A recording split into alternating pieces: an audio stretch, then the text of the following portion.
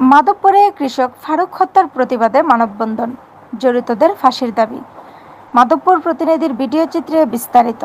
আপনারা দেখছেন বাংলার খবর 24। বাংলার খবরে আপনার প্রতিষ্ঠানের বিজ্ঞাপন দিন। আপনার প্রতিষ্ঠানের কথা পৌঁছে যাক বাংলার ঘরে ঘরে। হবিগঞ্জের মাধবপুরে কৃষক ফারুক মিয়া হত্যাকাণ্ডের প্রতিবাদে এবং জড়িতদের ফাঁসির দাবিতে মানববন্ধন ও বিক্ষোভ কর্মসূচি পালন করেছে এলাকাবাসী ও নিহতের পরিবার। বুধবার সকালে উপজেলার মনতলা বাজারে কলেজ রোডে এ কর্মসূচির আয়োজন করা হয়।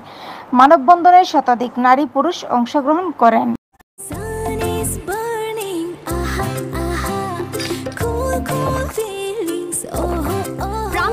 এখন নতুন লুকে আর টেস্ট অ্যামেজিং।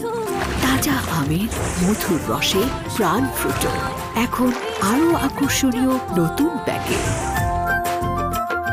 মানববন্ধনে বক্তব্য রাখেন বীর মুক্তিযোদ্ধা আব্দুল হাশিম, মুজিবুর রহমান বাহার মাস্টার, বহরা ইউনিয়ন বিএনপির সভাপতি শাহিন আলম রিপন, সাধারণ সম্পাদক আমজাদ আলী শাহিন, সাংগঠনিক সম্পাদক ফরিদ মেম্বার, সাবেক সভাপতি ডাক্তার লাল মিয়া, ব্যবসায়ী ফয়সল মিয়া, নিহতর ছেলে তুহিন ও স্ত্রী মতিয়া বেগম সহ আরও অনেকে। বক্তারা বলেন, নৃশংসভাবে খুন হওয়া কৃষক ফারুক মিয়ার হত্যাকারীদের দৃষ্টান্তমূলক শাস্তি নিশ্চিত করতে হবে।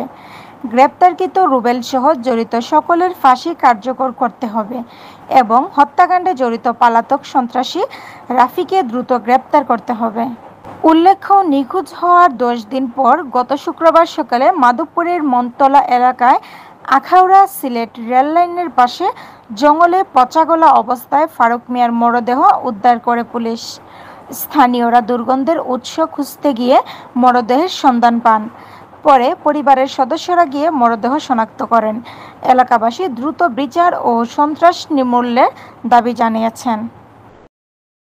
এই ধরনের হত্যাকাণ্ড দেখি নাই।